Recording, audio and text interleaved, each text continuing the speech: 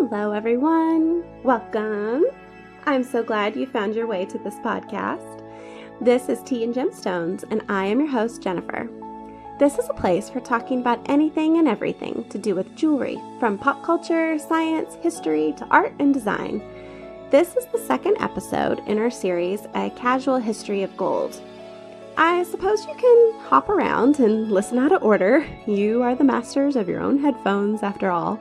But if you missed our first episode, I suggest backtracking one episode down in the playlist and catching up, because that can help establish a good baseline of beginnings on the intersections of gold and mankind. In our first episode, we answered what you'd think would be simple questions, but it's quickly obvious that anything to do with gold is never uncomplicated. The most basic question, where does gold come from, requires us to both contemplate the origin birth stories of our universe's stars and the geology of our home planet. We talked about how unique gold is, that it is a non-tarnishing metal that can be found whole and loose scattered around in nature for anyone to pick up and find. Since before written history, humans have been picking up and finding the shiny nuggets and putting them to use, especially as jewelry and as objects that are carried the highest amount of respect. But gold isn't just a pretty face. It starts going to work, namely as currency. Coins start showing up in 600 BC. And finally, we rounded out the episode by diving into the golden cultures of ancient Egypt and Greece. Okay, that was your bullet point synopsis. For our second episode, we are looking at gold as a motivator for what I view as dark exploration. That is, exploration that comes with a deadly price tag. What happens when the lust for gold is so great it drives one nation to nearly wipe others from history?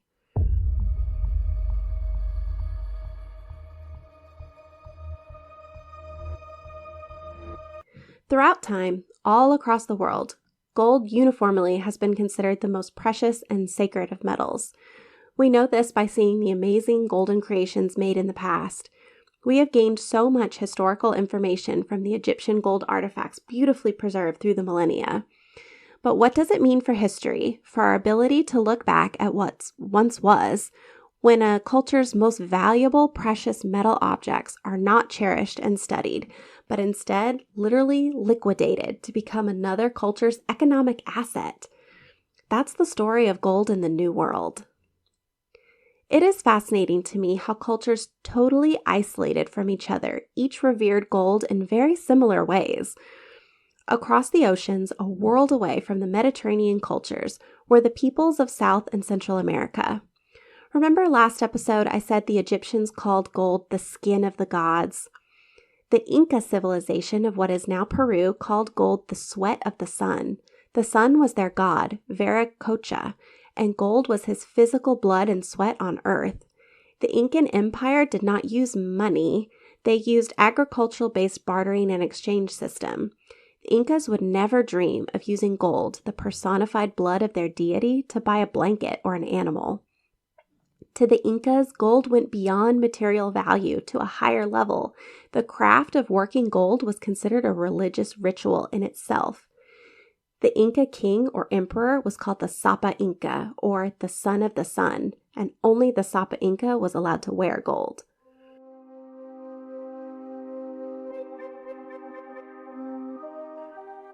To the north of the Incas were the Aztecs. The Aztecs had an equally abundant gold supply as the Incas, and they held the yellow metal in similar veneration. The word for gold in Nahuatl, forgive me for my pronunciations, I will truly do my best. The word for gold in Nahuatl, the dialect of the Aztecs, is Teacuitla, which means excrement of the gods.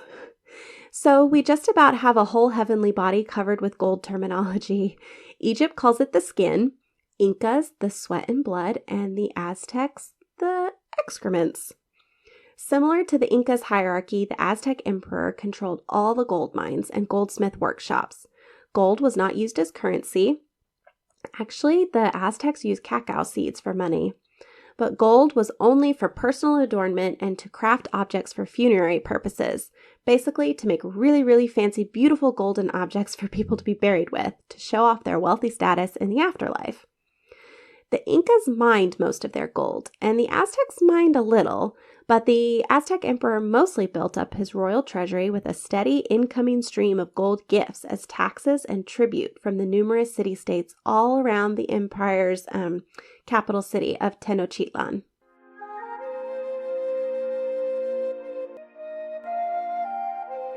For centuries, perhaps thousands of years, these empires' existence had been unknown to anyone else in the world, even as the Spanish ventured closer and closer in the late 1400s to early 1500s.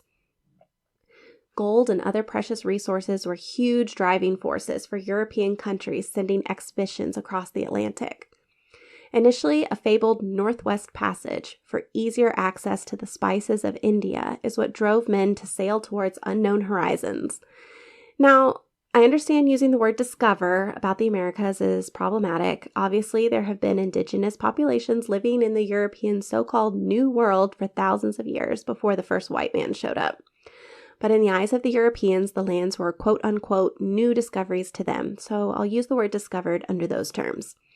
So the discovery of the precious metals of the Central and South Americas was a powerful incentive for exploration.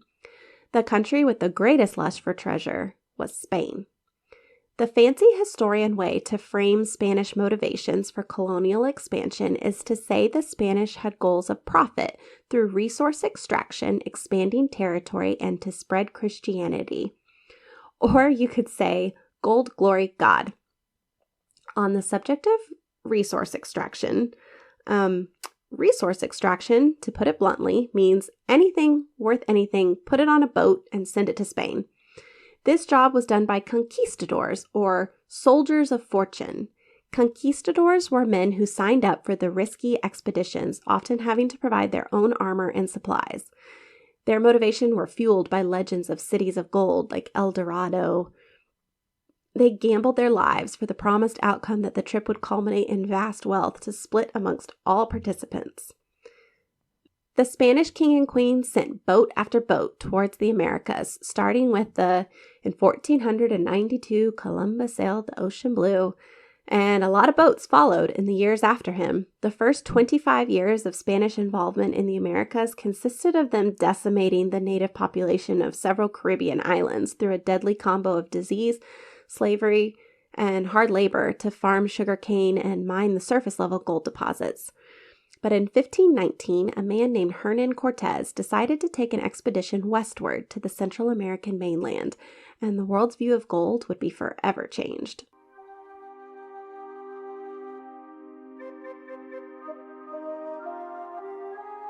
Hernan Cortez was a successful Spanish New World settler. He had participated in the conquest of Hispaniola and Cuba and had been rewarded with a home on some land in Cuba. For 15 years, he farmed, kept cattle, and dabbled in local politics. He served as secretary for the Cuban governor, a guy named Diego Velázquez, and he even served as mayor of the Cuban capital. In 1518, an expedition force out of Cuba had gone to the mainland of Central America. They sent back word to Governor Velázquez that there was definitely gold with the natives here, but they didn't have the manpower to conquer them. Would the governor please send more men? Cortez jumped at the opportunity for gold, glory, and I suppose God too, because he recruited a priest to come along, but mostly gold and glory, because he also signed up 500 men who definitely weren't priests to go conquering with him. Now, Cortez and the governor didn't really get along very well because Cortez had married the governor's sister-in-law, and he notoriously wasn't faithful to her. So right before Cortez was due to leave on his glorious mission, Governor Velázquez decided to put someone else in charge, and he ordered Cortez, stay put at home. Cortez heard this and disobeyed the order. Almost overnight, in February 1519, Cortez sped out of Cuba with 11 ships. When he landed in Veracruz, Mexico, he and his men won a quick battle with the natives. Cortez, he then declared himself out of the service of Governor Velázquez of Cuba and that he would only answer to King Charles of Spain. Cortez claimed the land for the Spanish crown and then deliberately sunk all 11 of his ships so none of his men could retreat. It was gold and glory or death.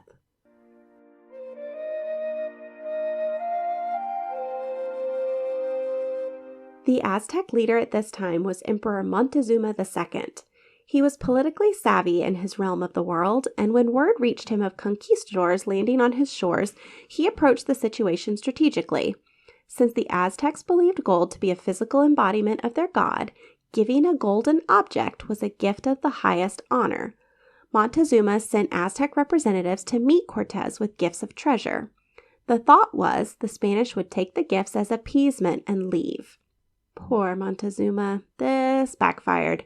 Basically, he showed Cortez, "Look at all this gold we have, and we're just handing some of it over." Cortez had sunk all 11 of his ships. He wasn't going to leave now. He and his men marched on towards the Aztec capital. Along the way, Cortez actually gathered natives to his cause of bringing down the emperor. The little city-states all around the capital were tired of giving taxes and tributes, including human sacrifices — that doesn't make a lot of friends — to Montezuma. Cortez and his indigenous allies march on Tenochtitlan, and Montezuma lets them peacefully enter the city. Historians believe the misguided emperor still thought he could placate the strangers with enough gifts to entice them to leave, or he could keep them entertained long enough to figure out how to kill them. Unfortunately, Montezuma underestimated both his people's technological disadvantages and the Spanish's desire for gold. Cortez considered the Aztecs' initial gifts as the tip of a golden iceberg. He took Montezuma hostage in his own palace and had the emperor give him all the information on the Aztecs' gold mines and the stockpiles of treasures. Under Cortez's instructions, Montezuma gave public speeches declaring that the Spanish were here in the city under his willing invitation. For almost 100 days, Cortez and his men and his allies lived off the people in the city and worked to gather all the Aztec gold for themselves. But remember Governor Velasquez back in Cuba? Well, he is pissed. He has sent a massive expedition of men after Cortez to arrest him for insubordination because he left when he wasn't supposed to. Cortez is sitting pretty in luxury at Tenochtitlan with no real exit plan, but he decides he sure isn't letting Velasquez get a hold of him or his ill-claimed treasure. Cortez leaves the capital and goes to the coastline to meet the new expedition. Get this, Cortez fights Velasquez's battle forces. He fights them, wins, then tells the losers, "Hey, I got a city of gold with a puppet ruler under my command. Want to join me in party?" And the losers are like, "Absolutely." So Cortez marches back into the capital with more men than he left with. But unfortunately for Cortez, while he was away from the city, dealing with the people trying to arrest him, the Aztecs got fed up of dealing with Montezuma, who clearly was under control of the Spanish. The guy Cortez left in charge while he was gone ordered a bunch of Aztec nobles killed, thinking that would scare the Aztecs into submission, and it didn't. It didn't work. Cortez gets back into the city and discovers his men and Montezuma sieged up in a couple buildings, and the Aztecs have elected a new emperor. Cortez is really annoyed by this, and he makes Montezuma go out on a balcony to give a rousing speech to the public to make them get back on his side. And the Aztec people apparently threw rocks and darts at Montezuma when he's on the balcony trying to talk, and he dies. Later, the Aztecs try to say that the Spanish killed him. The Spanish stick to the story that the Aztecs kill him, but either way, Emperor Montezuma is dead. Cortez's goal is now to escape with all the treasure he's been collecting for over 3 months from the Aztecs. He sent a message to the new Aztec leader, and he says, "Can I please have a 1-week ceasefire? And I promise at the end of the week we'll give back all the gold and peacefully leave the city." This is a lie. Cortez plans to leave the city that very night. Okay. Tenochtitlan is an island city with 8 bridges connecting it to land. The Aztecs have damaged 4 of those bridges to prevent the Spanish from doing exactly what they're trying to do, escape. So this night that Cortez makes his escape, Spanish history calls it La Noche Triste, or the Night of Sorrows, literally the sad night. This should give you a big old clue as to how well their escape is going to go. Spoiler alert, poorly. Cortez and his men try to build a portable bridge to get off the island city. They're spotted early in their escape, and the Aztecs, rightly thinking Cortez was going to try and flee, they actually had hundreds of armed canoes waiting all around. Because Cortez had insisted on trying to take as much gold as possible, and y'all, gold is heavy. A lot of men and all the horses drowned. They fell in the water and they were weighed down by how much treasure they had strapped to themselves. They all drowned. Cortez, this dude, he somehow escaped alive. He made it out with like a handful of men. Almost no gold made it out with them. The whole purpose of this expedition. Records are mixed, but about 450 Spanish died and about 4,000 natives. That's why historians call the escape La Noche Triste for the, quote, loss of great life and great treasure, unquote. Unfortunately for the Aztecs, they were in for a lot more than one bad night. Cortez regrouped his forces, received reinforcements from Cuba, and returned to conquer Tenochtitlan in 1521. He claimed the city for Spain, renamed the capital Mexico City. But there are still legends of the lost gold in the water, the plunder of the great Aztec empire, that has never been found.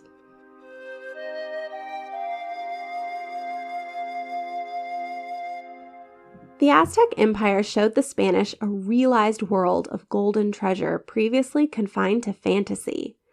Once they had seen the abundance of precious metals a native population could possess, they sought out more New World conquests. Difficult terrain of tropical jungles, high mountains, rough seas, strange diseases, hostile natives, lack of food and medicine supplies did not deter the soldiers of fortune. There is no motivator quite like gold. When Spanish forces led by conquistador Francesco Pizarro landed on the coast of Ecuador in 1531, they were entering a weakened Inca empire consumed with inner turmoil. Remember, the ruler of the Incas is called the Sapa Inca? Well, 5 years before Pizarro arrives, the Sapa Inca, Huayna Capac, he had contracted smallpox. Smallpox is a wicked viral disease Europeans had introduced to the continent, and it ravaged the indigenous people who had no immunity. And Sapa Inca Huayna died, and so did his eldest son. Now, the Incas didn't have a clear line of succession laid out. This seems like a big oversight to their political system, but unfortunately, that's the way it was. Huayna had multiple wives, and one of his marriages was actually to his sister in order to maintain a pure royal bloodline. This type of royal inbreeding was very common in Europe. Ironically, the Spanish royal family participated in these types of unions the most. Huayna and his sister wife had a son called Huascar. Huascar was technically the next oldest child of the Sapa Inca, had the purest blood, and he was physically in the Inca's capital city, Cusco, when his father died. So Sapa Inca Huayna dies, and Huascar declares himself the new Sapa Inca. But Huascar has a popularity problem. His problem is no one likes him. He's described as being ill-tempered, overall suspicious, and disrespectful of the law. Disrespectful of the law, meaning Huascar had a bad habit of taking things that didn't belong to him. Historical records show he liked to claim other people's family land after someone died, and other men's wives for his playthings, while the husbands were still very much around to protest. So Huascar the Unliked is in the capital city, and he declares he's the new head guy in charge of the Inca Empire. But Huascar has another problem besides not being anyone's miscongeniality. His younger brother, Atahualpa. Atahualpa's mother was a woman outside of the conventional royal line, so he did not have as solid a claim to the throne as Huascar. But Atahualpa was young, handsome, and really well liked by the general public, and especially the Inca military, who Atahualpa served with. Historical records state that Atahualpa was a man of cunning and early wisdom. Lots of Incas wanted Atahualpa to be king instead of Huascar. To Atahualpa's credit, when his big brother declared himself Sapa Inca, Atahualpa was okay with it. When his father died, Atahualpa was in North Peru with the army, nowhere near the capital city of Cusco. He gathered up a sizable offering of gold and silver objects. Remember, the Incas believed gold was the physical manifestation of their god's blood and sweat on earth, so this was a precious gift to give. Atahualpa sent his gift with some messengers to Huascar and was like, "Congratulations, bro." Oscar met this gift visit with great suspicion. He declared his younger brother to be a bastard in open rebellion. He then thought it would be a great idea to kill half of Atahualpa's messengers. And then records state he had the remaining half dress up as women and march back in shame in order to, he said, Atahualpa has to come surrender to Huáscar in person. Well then, Atahualpa did not like that Huáscar had killed half his friends and shamed the others. He basically decided, okay, you think I'm in rebellion to you? Then I really will be in rebellion. Atahualpa promptly declared a new capital city, that he was the real Sapa Inca, and anyone who didn't like Huáscar could come support him. And a lot of people didn't like Huáscar. A bunch of high-ranking generals deserted Cusco and went to Atahualpa's new capital. Huáscar's suspicions were now made reality by his own actions, though he probably didn't see it that way. For the next 5 years, the Inca Empire is torn apart from the inside by a terrible civil war between the two brothers. There are some crazy stories from this war, and I could see HBO making a mini-series out of it. At one point, Huáscar captures Atahualpa, and then when he and his men get drunk to celebrate, a prostitute sneaks into camp and sets Atahualpa free, and he escapes. There's another story where Atahualpa kills Huáscar's best friend and turns his skull into a gold-covered drinking cup. We know this because 4 years after he did it, when Atahualpa encounters the Spanish, he's still using his favorite skull cup. Talk about a creative use for gold. The Inca civil war between the brothers reached a conclusion almost simultaneously as the Spanish made their arrival. The Spanish were led by a man named Francesco Pizarro. Francisco had been born to a dirt poor family in Spain. He started out in life trying to be a farmer like his father, but when he was 36, he decided going adventuring to the New World sounded like much more fun, and he signed up to be a settler in South America. He was part of a few different colonies. He actually went with a sailing expedition that ended up discovering the Pacific Ocean. Pizarro, like Cortez, became a mayor. Pizarro was in charge of a town in Panama, and he got pretty rich being the mayor. But he wanted adventure, and he wanted to make discoveries. He used his own money to fund an expedition into Peru.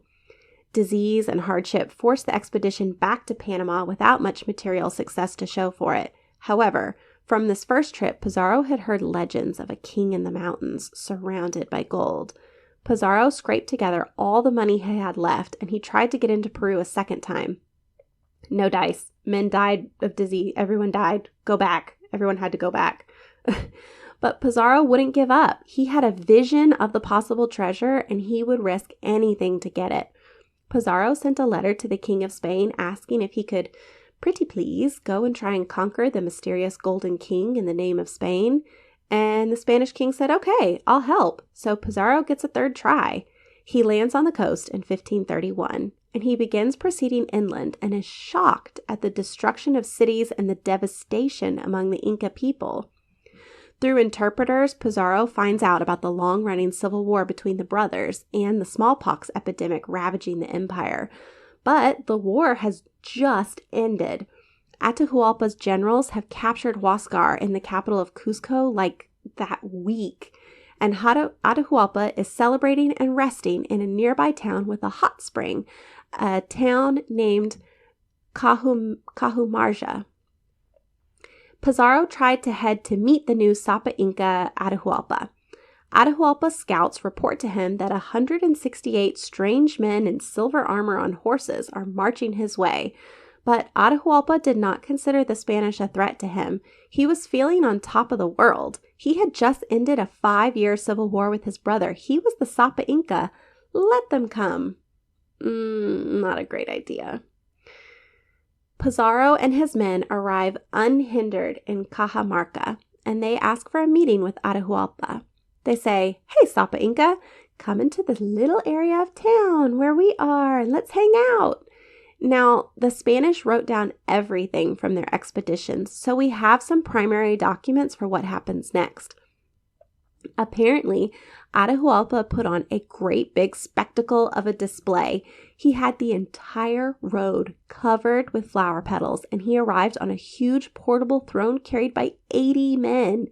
He had 4 other high-ranking lords carried in hammocks march behind him, and he had 5,000 soldiers parading in the rear. Spanish records note the abundance of alcohol among the Incas, and they point out that Atahualpa in particular was super drunk.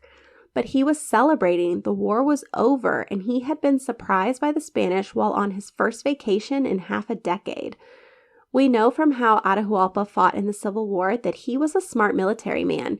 Maybe if he hadn't been drunk and cocky, he would have suspected a trap. Because he parades his posse into the Spanish part of this tiny town for the meeting, and no one's there. Not a person to be found. Picture a tumbleweed rolling across an empty street.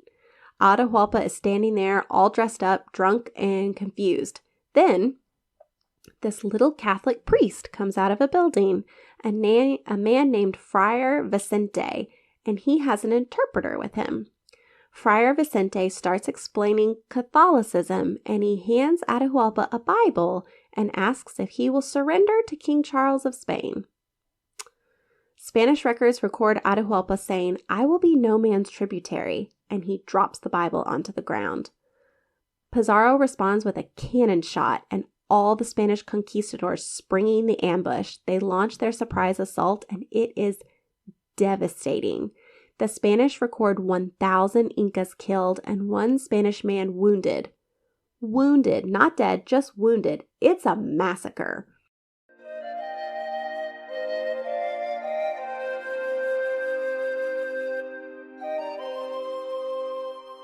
Pizarro takes Atahualpa hostage and uses him as leverage to prevent the Incas from counterattacking.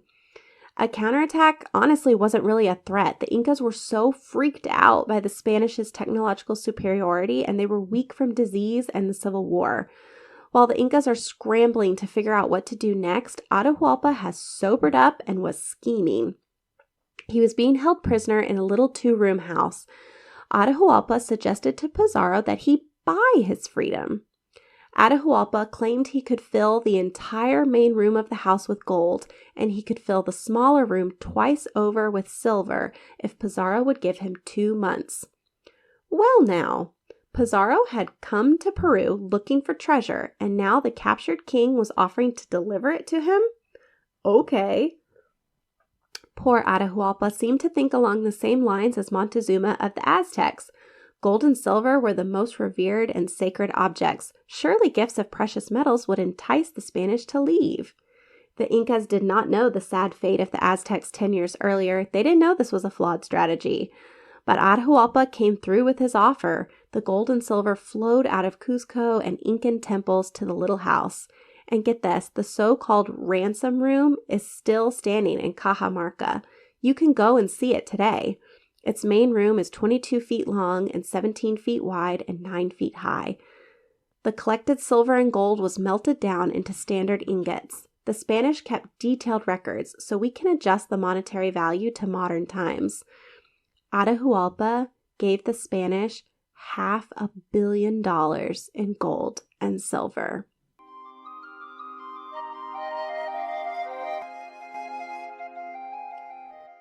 Gold meant more than anything to the Incas. They used it to craft their religious idols, decorate temples, palaces. They created beautiful commemorative plates to celebrate victories in battle or wonderful harvests. Some of Atahualpa's ransom items survived intact. They were actually deemed too beautiful to melt down and were sent to the Spanish king. Some of those items include solid gold models of plants, animals, and an entire functional water fountain, all gold.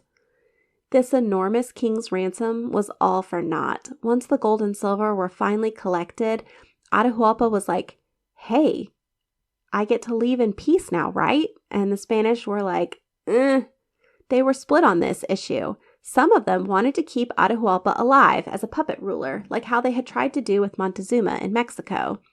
However, while Atahualpa had been kept hostage, he had secretly passed along orders for his brother, held prisoner himself in a different city by Atahualpa loyalists. He ordered his brother killed. The Spanish found out about this and pounced on it for a reason, basically. They called it an assassination, and they used that charge and a bunch of other crimes that were really just cultural differences, like having multiple wives and worshiping idols. They held a mock trial and issued a guilty verdict. I consider it that the Spanish basically made being an Inca king a crime punishable by death. Atahualpa was killed by the Spanish in 1533, almost a year after being taken hostage in the ambush. Pizarro went on with his conquest and colonizing of Peru. He went to the fallen Inca Empire's capital city of Cusco right after having Atahualpa killed. In Cusco, we have records of the Spanish discovering 12 extraordinarily realistic, life-size soldiers made out of solid gold and silver decorating the capital. A solid gold disc the size of a wagon wheel, inscribed with tributes to the sun god, was pulled from a temple. There's also a record of a beautiful sculpture of a woman made of solid gold with silver hair. Multiple life-size solid silver llamas were found. These artistic masterworks were melted down into ingots and sent back to Spain. After removing the city's treasures, Pizarro decided Cusco was not suited to be the capital of the new Spanish colony. So, Pizarro founded the city of Lima, which is still the capital of Peru today. The Spanish king made Pizarro governor of all of Peru, and Pizarro focused his attention on putting the native population to work, particularly in the gold and silver mines. From time of conquest until 1650, the Spanish took approximately 108 tons of gold and 16,000 tons of silver from the New World. That's a total of $11 billion in today's money. The Spanish had an unexpected consequence attached to their new stolen prosperity. The influx of precious metals actually wreaked havoc on the European economy. While Spain steadily imported its ill-gotten wealth, prices in Europe rose 500% in 100 years.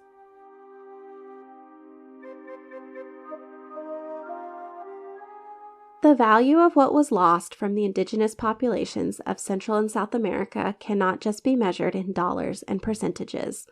The Aztecs and Incas both revered gold as something truly not of this earth. It was the physical manifestation of their god. Historically, mankind has created its most spectacular and meaningful works of art in tribute and inspiration to religion. Think of all the bronze statues of angels, Jesus, the Virgin Mary, Michelangelo's sculpture of David, though in marble, not metal. What did the master artisans of the New World craft from their gold and silver, their gods' sweat, blood, and, well, for the Aztecs, excrement? It is the cultural and historical loss that cuts the deepest. Among all of the New World, precious metals were melted down into uniform ingots that could be measured and counted. Almost all of it gone. Some pieces did survive intact. They were recognized by the Spanish as too beautiful to be destroyed. Now, in modern times, some of those golden treasures have found their way back to the homeland. Museo Oro del Peru y Armas del Mundo, the Gold Museum of Peru and Arms of the World, was founded in Lima in 1968. If you buy a ticket costing about $8, you can go in and see over 4,200 Peruvian artifacts, including a pair of gold gloves, a section of a solid gold wall, and a life-accurate posable gold sculpture of a weasel, of all creatures. The museum contains what seems to be a drop of water compared to the ocean in scale of how many gold artifacts the Incas made. Just a precious few survived the Spanish conquest. I guess I would say it is better than nothing. But to see what once was and wondering what all that could have been, I have to wonder if the gold would not rather have retained it in its original created form from all those centuries ago, rather than journey across the ocean into foreign kings' coffers. But gold lust comes with a price. Some economists trace present-day Spain's financial troubles as originating with the country's New World empire and the massive amounts of gold and silver that came with it. I mean, how far would you go for gold and glory? Across a vast ocean into an unknown land, face down disease and isolation while wreaking military strife on indigenous peoples? Plenty of conquistadors said, yes, sign me up. They thought the ends justified the means. Gold had that strong a pull for them. I mean, they founded new cities, brought over populations across the ocean. Maybe I'm oversimplifying the Spanish motivations, but I don't think so. Gold, glory, God. And when historians mention that phrase, gold is always first. It was primary. I believe I can make the declarative statement that because of gold, the continents of North and South America were explored and colonized by the European powers, leading to the countries and cultures and cities we have today. Gold directly incentivized the rapid development of modern economies on 2 continents, although at a staggering human cost of both life and cultural history.